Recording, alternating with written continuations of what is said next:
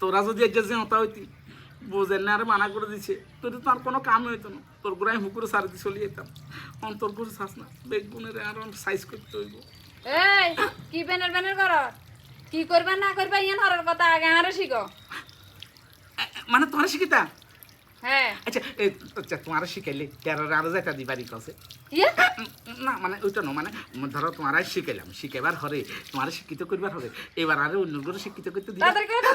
তাড়াতাড়ি করো তোমার এসব কথা শুনবার সময় নেই তাড়াতাড়ি করো আচ্ছা বুঝিয়ে লেছি ওই তো না সিরা বীজ দন রে সিরা বীজ দন বুঝছি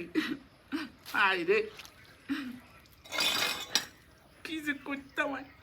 আজ জীবনটা আসলে আজ জীবনটা শান্তিময় জীবন হইল না রে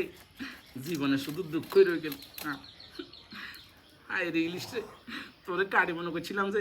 দেয়া বেগুনে রে কিন্তু হইল না বউ বাইতুন বাইরেবার অনুমতি দেন না অনুমতি হইলাম না একজন অধ্যক্ষ যদি অনুমতি নেও হয় তাহলে কোন অনুমতি হইব আসলে বউ হইছে এই পৃথিবীর সবচাইতে বড় অধ্যক্ষ কেন পুরুষের গোল্লাই